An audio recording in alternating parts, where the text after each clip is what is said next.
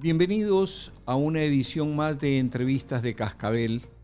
Tenemos con nosotros en este momento al ingeniero Miguel Robalino, quien es experto petrolero y quien va a tratar de precisamente puntualizar una serie de cuestiones que están rondando en el ambiente y que es necesario que se sepan y decirlas. Ingeniero, gracias por estar con nosotros. Bienvenido. Alberto Franco lo saluda.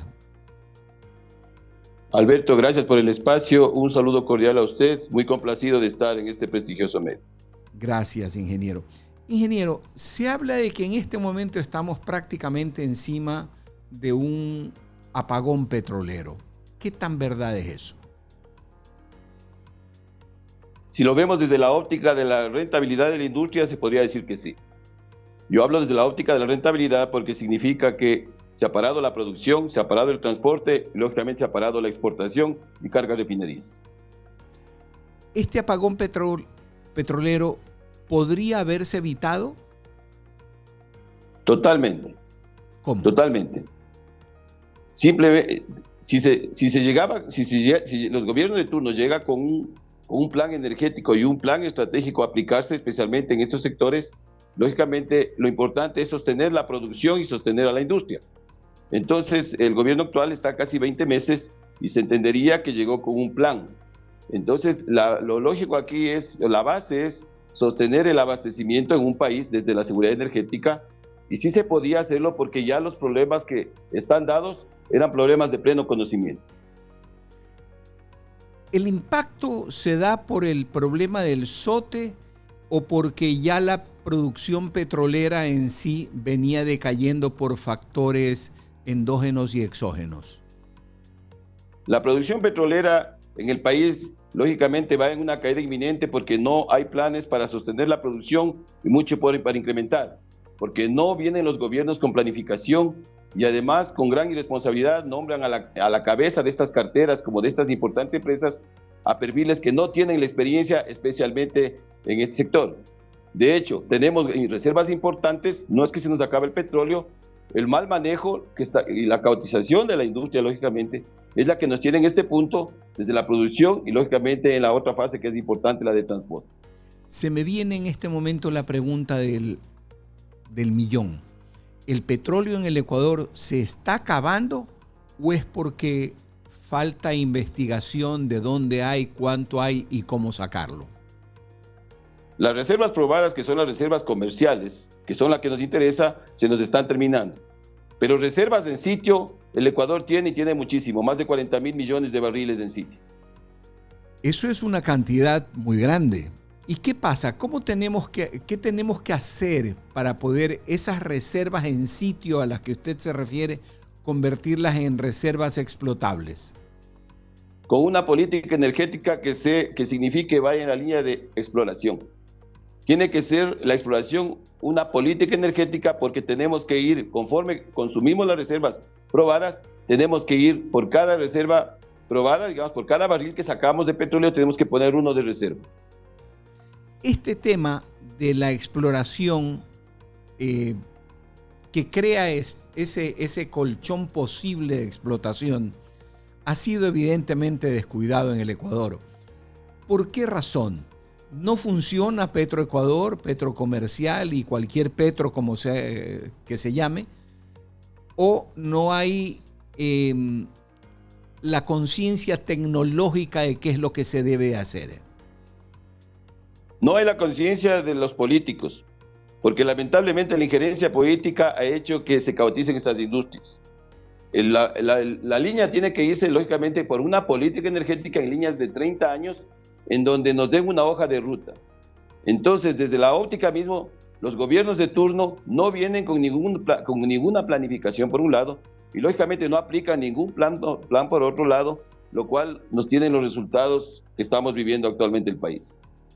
Existe una corriente de personas que piensan de que a partir del año 70 o 72 que se inicia la explotación petrolera del Ecuador, hubo un plan, se dio un plan de explotación, de exploración, y luego en algún momento desapareció o no se lo actualizó o no se volvió a hacer otro plan cuando se acabó el tiempo del plan primero. Desmiéntame o corríjame. Totalmente, pues, de acuerdo. En el año 72, cuando comenzamos a ser productores y exportadores de petróleo, la producción anual fue de 26 millones de barriles. De ahí fuimos subiendo hasta llegar casi a los 190 millones de barriles. Entonces, eso sí demostró que sí hubo una política de la época, se construyó infraestructura por otro lado también se estableció exploración y lógicamente a partir del año 2019, cuando teníamos una media de producción de 530,000 barriles, más o menos 190 millones de barriles al año de producción, comenzó una caída estrepitosa para la que nos tiene ahora actualmente en 460,000 barriles de petróleo diarios, y lo cual definitivamente es consecuencia de que no existe ninguna política. Si la explotación cae a partir del año 2019, quiere decir que algunos años atrás, ¿cuántos? ¿Debería haberse implementado un nuevo plan de exploración y explotación? Por lo menos unos 20 años atrás. O sea que estaríamos hablando del año 2000. Exactamente. Yo he planteado que la política energética se construye con visión de 20 a 30 años. Es decir, porque son empresas... Perdón, siga, ingeniero. Son industrias donde, lógicamente, cuando usted habla del corto plazo, está hablando de una media de 2 a 3 años. Es decir, una campaña de exploración para tener resultados por lo menos son unos 2 años. Una campaña de desarrollo de los campos petroleros, como es el caso del bloque 43, nos ha costado cerca de 20 años. ¿El bloque 43 es el del Yasuní? El bloque 43 está conformado por 3 campos, que es el campo Ispingo, Tiputín y Tambococha, que está en el Parque Yasuní. Y ese bloque produce 59,000 barriles. Comenzamos prácticamente en el año 2000 con el Instituto Francés del Petróleo cuando certificamos reservas, y de ahí comenzamos el plan de desarrollo, el plan de producción, y en 20 años más o menos, acordémonos que en el año 2018 ya se comenzó a producir el bloque y ahora tenemos 59,000 barriles. Son 20 años que hicimos bien las cosas y ahora por una consulta e inconsulta definitivamente se quiere eliminar del bloque del mapa petrolero. Este tema de que usted dice que se empezó a producir, ¿qué tiempo tardó entre que el Estado o Petroecuador o la empresa o el Instituto Francés al que usted hace referencia determinó que había tal o cual cantidad de petróleo enterrado? ¿Y qué tiempo se demoró en implementar la perforación de pozos, la creación del respectivo oleoducto, los modos de sacar el producto? ¿Qué tiempo fue? Creo que por el interés del ITT, en el año 2003, cuando se certifican reservas, y si cogemos una media hasta el año 2024 o 2023, donde se llegó a producir 59,000 barriles, tiene lógicamente unas reservas en sitio de más de 5,000 millones de barriles allí, y por otro lado es un bloque que estaba proyectado para llegar a producir 250,000 barriles. Es decir, ese bloque era el que estaba considerado justamente para hacer el crecimiento de la producción. Y de ahí, como usted bien manifiesta, Alberto, por eso se construyó especialmente el OCP, que fue un oleoducto para sacar los crudos pesados de estos bloques, como es el bloque 43, el bloque 31, 16 y el bloque 67, que es de esa zona. Porque hay que entender también que los crudos pesados, en la mayoría de los países y aquí en el Ecuador, el crudo pesado también forma un gran porcentaje, un porcentaje importante en nuestros campos petroleros. Esto nos ha costado 2.500 millones de dólares más o menos esta inversión a todos los ecuatorianos, y lógicamente genera un ingreso de 1.200 millones y una renta petrolera de más o menos 600 millones de dólares, con un costo de producción de $17. O sea, es un buen negocio. Es un buen negocio, definitivamente. Entonces ahí viene la pregunta del millón. ¿Quién es el verdadero interesado o qué fuerzas están atrás de tratar de impedir de que se explote ese campo petrolero? Porque yo no creo mucho el cuento eso de los ambientalistas. Nosotros tenemos que ir entendiendo varias situaciones. Primero, quienes apoyan la transición energética y plantean que tiene que eliminarse a los hidrocarburos para que entre la transición energética están totalmente, no tienen una objetividad. Porque la transición energética es parte de en todos los países, y eso se lo hace primero con recursos Y segundo, entender que no se ha descubierto hasta el momento un reemplazo del hidrocarburo, del petróleo, porque no solamente producimos gasolinas, combustibles, sino en la petroquímica absolutamente casi todo lo que en el mundo utilizamos en la tecnología viene de hidrocarburos. Entonces, desde esa óptica, el plantear quiénes son los interesados en que este bloque se cierre, desde mi punto de vista, yo creo que aquí los interesados, muchas veces yo diría que si bien es cierto, los que deben interesarnos que esto no se cierre, debe ser los 18 millones de ecuatorianos y los gobiernos de turno, más allá de quiénes sean los interesados. El tema de que una pequeña porción de ecuatorianos reunidos en ambientalistas, otra porción de ecuatorianos reunidos en la CONAIE, otra porción de ecuatorianos reunidos en una oposición ciega a cualquier gobierno, llámese gobierno de la Revolución Ciudadana, gobierno militar, gobierno democrático, gobierno anticorreísta, lo que sea, procuran que no se continúe con la exploración y explotación petrolera. ¿A qué lo atribuye? Justamente, Alberto, a que no existe una política energética. Mire, una política energética como la tiene Estados Unidos, la tiene Japón, etcétera, lo tienen los diferentes países, da una línea de comportamiento en las industrias. Venga el gobierno que venga, porque en estas industrias no debe existir ideología. Hay que entender que, en primer lugar, todo lo que es el sistema energético es un tema de seguridad nacional.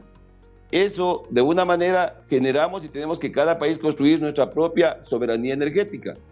Y eso es responsabilidad de cada uno de nosotros, responsabilidad de los gobiernos de turno, y entendiendo lógicamente desde esa óptica, los movimientos sociales, políticos o ambientalistas tienen que entender, y a través de esta política, que si tenemos recursos naturales, tenemos que explotarlos de mejor forma, apegados justamente a la parte ambiental, pero lo importante es que esos recursos lleguen o hagan el movimiento de factores hacia la educación, la salud, la vivienda, lo que el país necesita. Claro. Es decir, tenemos que hacerle finanzas puras.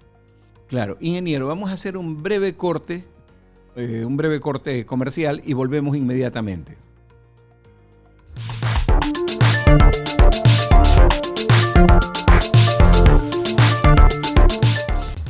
Estudia una maestría en la Universidad Estatal Península de Santa Elena, UPCE. Elige entre 25 programas de posgrado diseñados para profesionales como tú. Aprovecha hasta un 50% de descuento en matrícula y transforma tu futuro. Excelencia académica, docentes expertos y modalidades que se adaptan a tu ritmo de vida. Síguenos en redes sociales como @posgradoupce. Ingresa a www.upce.edu.es/posgrado. Posgrado UPCE, crece sin límites.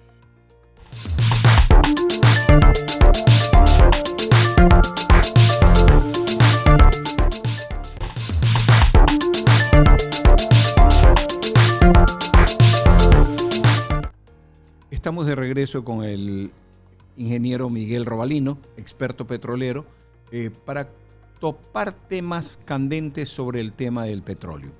Ingeniero, si bien es cierto entonces que el Ecuador no se ha preocupado de generar expectativas, reservas, etcétera, en este momento tenemos lo poco que se había logrado el campo al que usted se refirió, todo lo que es el ITT, que está paralizado o se intenta paralizar por la bendita consulta popular.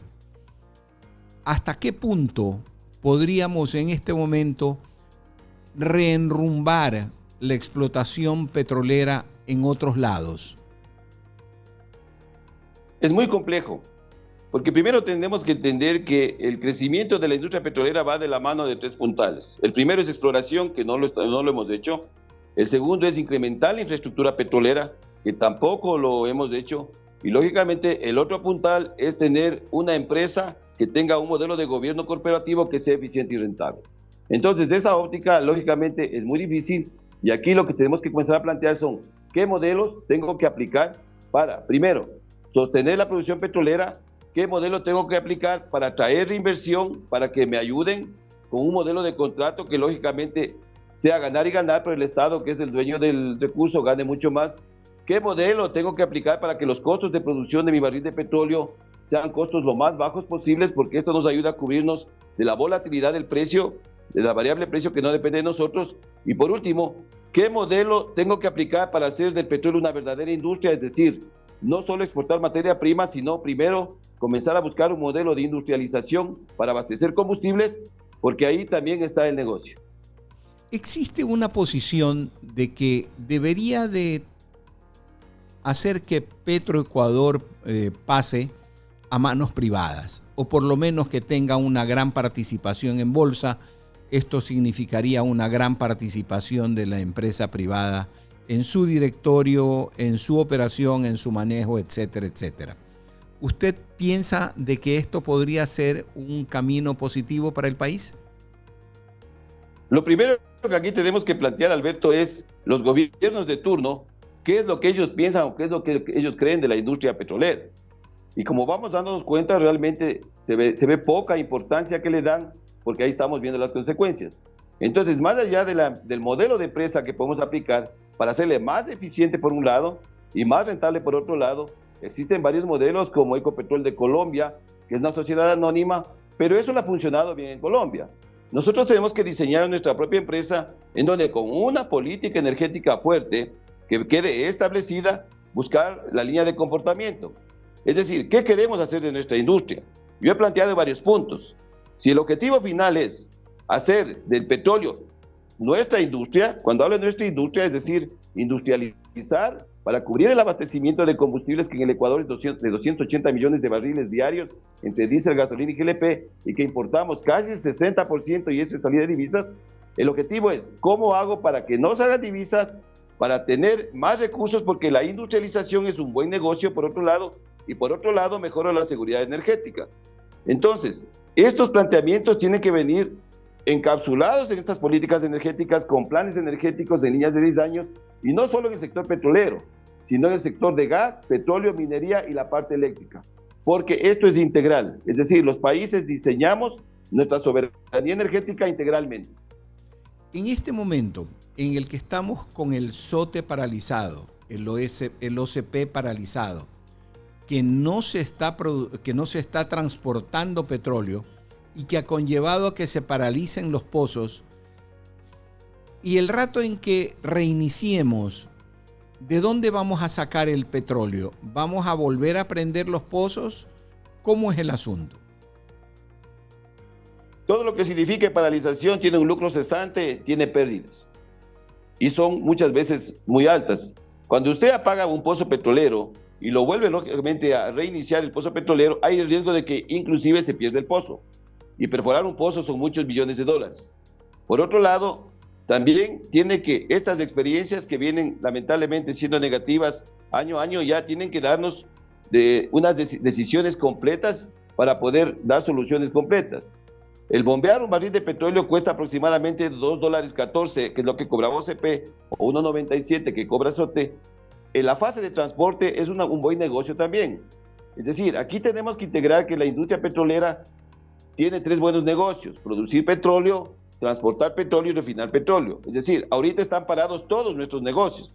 Entonces, desde ese enfoque, lógicamente, la afectación va desde la fase de producción, la fase de transporte, la fase de almacenamiento y la fase de comercio internacional, porque tenemos compromisos de entregar crudo, tanto por preventas petroleras como las ventas de spot, que es lo que nos interesa, y al momento todo eso absolutamente está parada, lo cual al final nos afecta en la reputación de la industria. Ingeniero, ¿usted conoce cuándo va a reiniciar operaciones tanto el OCP cuanto el SOTE? No tenemos la información, hemos tratado de buscar, no ha habido una vocería oficial, que es importante que alguien se ponga al frente, especialmente en la cartera de energía, que debería ser quien nos vaya guiando, porque esto hay que entender que este es un problema planteado, Alberto, de seguridad nacional. O sea, cuando yo hablo de seguridad nacional, le estoy hablando que un país que proyecta la economía a futuro, si no va de la mano de la energía, está proyectando sin recursos. Y aquí nos ha demostrado que, mire, el tema de los apagones eléctricos, lógicamente, es un tema que nos ha afectado directamente a la seguridad, a la economía, etcétera. Y el tema de ahora es mucho más complejo, yo diría que es mucho más complejo. Aquí el tema, más allá de buscar los culpables o no, lo que nos interesa a los ecuatorianos es que el gobierno, primero, nos plantee una salida apegado a la técnica, apegado a lógicamente, a los planes que pueda plantear, ¿sí? y por otro lado, también nos dé la hoja de ruta que tiene o el plan energético del gobierno en los 4 años que prácticamente está comenzando. Porque si no nos dice absolutamente nada de eso, el tema es, inclusive, esto pone nervioso a los organismos internacionales, Fondo Monetario, a quienes nos prestan los recursos. Porque acordémonos, Alberto, que los préstamos están respaldados la mayoría en nuestro petróleo, en nuestras reservas y en nuestro petróleo. Entonces, en el presupuesto general del Estado, entre los 5 parámetros que usted analiza para desarrollar el presupuesto general del Estado, hay 2 que son: ¿cuál es la producción fiscalizada del año que voy a tener y qué costo del barril de petróleo? Entonces, si no vamos entendiendo esa óptica, la parte de la economía, en el momento, estamos en un punto sumamente crítico. El tema de la transportación del petróleo, del traerlo desde el oriente hasta el punto de embarque en Balao o cualquier otro que se tenga, ya ha venido teniendo problemas recurrentes. Se ha hablado de que la técnica de bombeo a través del SOTE incluso es una técnica muy antigua, que no tiene ayudas para prevenir los derrames, etcétera, etcétera. ¿Habría la posibilidad de un nuevo trazado, o un desvío de salida por alguna parte que no sea tan proclive a desastres naturales? Los oleoductos y los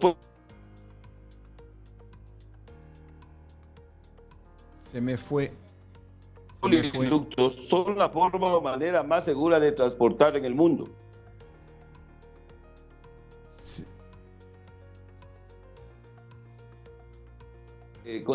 Cruzan a través de la parte marina, cruzan por el lecho submarino. ¿Por qué planteo esto?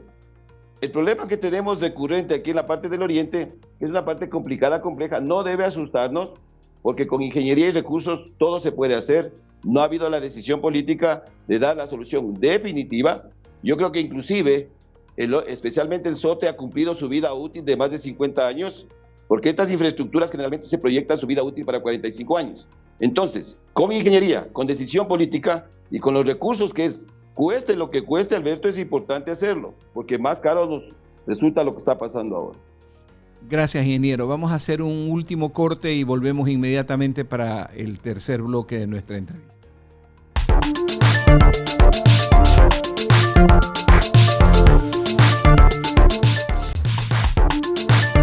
Desde la punta más sobresaliente del Ecuador, formamos profesionales para todo el país.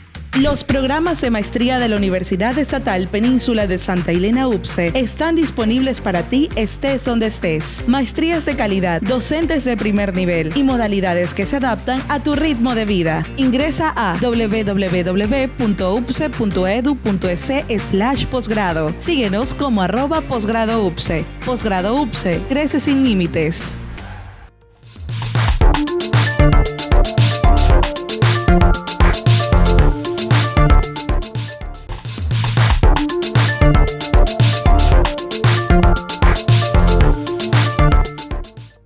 Continuamos en nuestra entrevista con el ingeniero Miguel Robalino, experto petrolero, con quien estamos tocando temas sumamente álgidos sobre el tema petrolero. Ingeniero, en este momento, que es un momento crítico para la exploración, para la explotación y el transporte petrolero en nuestro país, aparte de reparar, que es lo primero que tenemos que hacer, tanto el SOTE como el OCP, retrasar el camino por el que puedan venir, tomar la decisión de terminar el tema del SOTE y reconstruir una nueva plataforma de transporte del petróleo.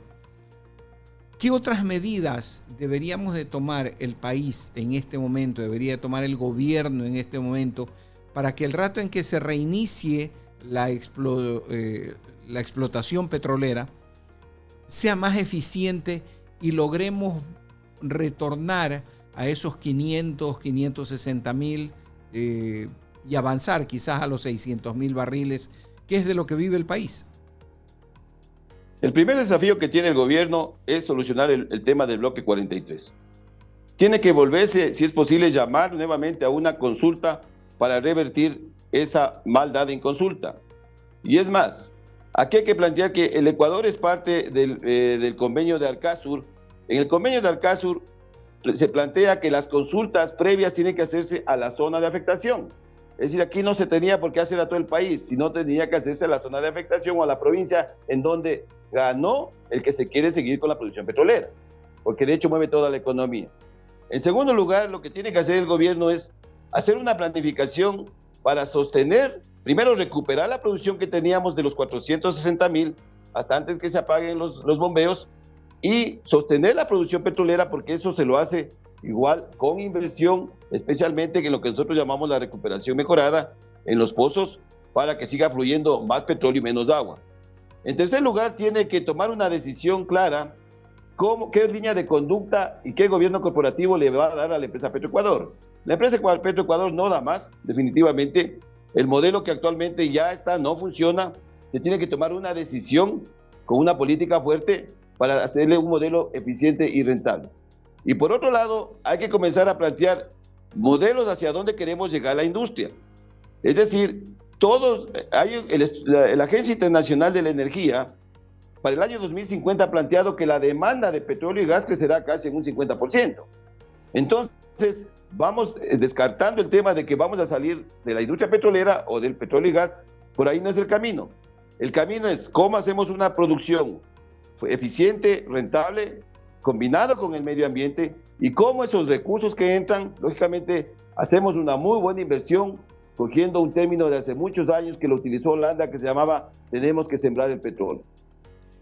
Ingeniero, usted nombró hace un momento de que somos miembros del convenio de Alcasur, ¿es correcto? Arcasur, sí, Arcasur, sí. Alcasur, ya. Al ser parte de este convenio y dada la estructura que mantiene nuestra Constitución, entonces, si lo vemos así, el llamado a la consulta nacional hecho a solicitud de los Yasunidos fue ilegal. ¿Qué piensa? Cuando se hizo la consulta del Yasuní, también se hizo la consulta en la provincia de Pichincha sobre la minería. Y ahí sí se consultó al cantón, que era justamente el que tenía incidencia. Sin embargo, la consulta del Yasuní se hizo a nivel nacional. Desde ahí vamos analizando un poco que ahí hubo una discriminación, y yo diría hasta algún manejo perverso desde mi punto de vista, porque no hay otro término, porque el querer retirar recursos que necesitamos los ecuatorianos para salud, para educación, etcétera, es perverso, porque eso es como quitarle la salud a los ciudadanos, quitarles la seguridad, etcétera. Entonces, desde ese punto de vista, no se aplicó el mismo modelo acá, pero, como vuelvo y repito, eso plantea el convenio al cual pertenece el Ecuador y se debe inmediatamente retomar. Es un desafío que tiene el gobierno, tiene que hacerlo, porque definitivamente son ingresos que no va a haber forma de reemplazarlo. Hasta el momento, quienes defendieron que se cierre el bloque 43 no nos han demostrado cómo llegue un solo dólar que reemplace a los dólares que genera el bloque 43. Ingeniero, un breve paréntesis para ir hacia el otro lado de la producción energética. Tenemos muchas plantas de producción hídrica, hemos tenido el problema de los estiajes, las sequías, tenemos a puertas uno que se viene otra vez.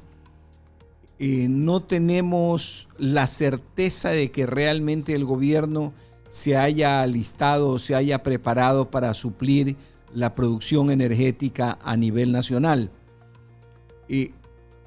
¿Cuál es el punto de unión o de inflexión o del problema entre la producción petrolera y la producción energética que tiene el país? ¿En dónde se encuentran? Uno de los puntales en la industria petrolera es la energía. Los campos petroleros consumen cerca de 230 megavatios, de lo cual un porcentaje importante está conectado al Sistema Nacional Interconectado. Es decir, sí van de la mano conjuntamente, y por eso es que ahora hay que darle un nuevo enfoque a estas industrias. Ahora ya se llaman las empresas de multienergía, es decir, no solo producir petróleo y gas, sino que también desarrollar su propia energía, sea a través de las no convencionales o no renovables. En el caso de nuestros campos petroleros, nosotros tenemos el gas asociado que desperdiciamos diariamente en una media casi haciendo un equivalente de gas a barriles de petróleo, de casi 11.000 barriles de petróleo diarios que desperdiciamos, que porque no ha habido decisión política, no ha habido una política energética, no ha habido una visión realmente de país, no se ha logrado que ese gas se encapsule y pueda generar energía para los propios campos, por un lado, y tal vez abastecer a las poblaciones cercanas. ¿Alcanzaría entonces, si para eso y más? Puede alcanzar, porque mire, el análisis va en que ese gas asociado que se desperdicia, normalmente cada pozo tiene su propia característica, y con el análisis de cada pozo puede servir unos para calentar, otros sirven para generarle energía eléctrica, y otros inclusive pueden servir para producir GLP, el gas doméstico que nosotros utilizamos, que de hecho una parte se utiliza en el Oriente. Entonces, yendo a su pregunta, Alberto, hay una conexión directa. Y es importante porque el mix energético, la canasta energética que un país tiene que formarla, justamente tiene que ir combinado absolutamente con todo. Es decir, yo tengo que cubrir mi abastecimiento con energía hidráulica, térmica, gas, no convencionales. Es decir, yo tengo que diseñar mi mix energético, pero en el caso puntual del Ecuador, por la experiencia que se tiene en los análisis, esa canasta energética tiene que ir liderada por la energía térmica y a gas. Ingeniero, todo lo que usted nos ha dicho, nos ha comentado desde su punto de vista técnico eminentemente, porque me doy cuenta de que no hay política de por medio, es terrible. El mal manejo de la industria petrolera es tremendo. Desperdiciar el gas, no trazar planos a futuro, etcétera, etcétera, etcétera. Eso me deja un sabor muy de angustia de lo que se viene.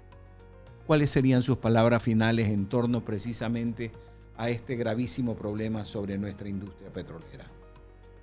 Voy a recordar una frase de hace muchísimos años que decía que los dueños del petróleo y de los recursos energéticos somos los 18 millones de ecuatorianos.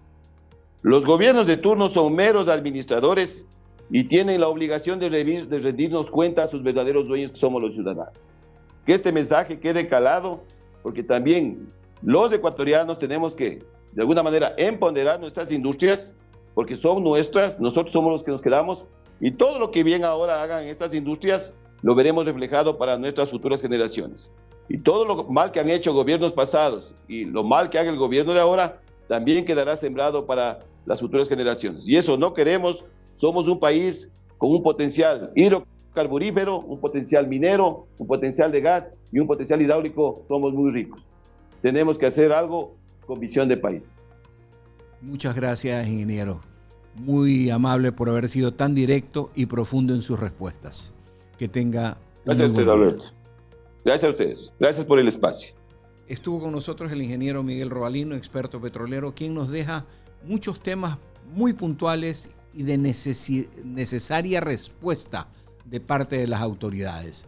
La mala administración de Petrocomercial, la mala política, la inexistencia de política petrolera y finalmente el no tomar en cuenta cosas tan pequeñas y tan grandes al mismo tiempo, como el asunto de la utilización del gas en salida de los mismos pozos, que puede servir para generar autosuficientemente en cada pozo y no depender del sistema eléctrico nacional, y eso permitiría dejar libres 230 megavatios de energía en producción. Además, gracias, estaremos con ustedes en otro momento desde Cascabel. Espero sus comentarios al pie de nuestro canal de YouTube, en nuestras redes sociales, tanto en Instagram cuanto en Facebook o en X. Gracias, nos vemos.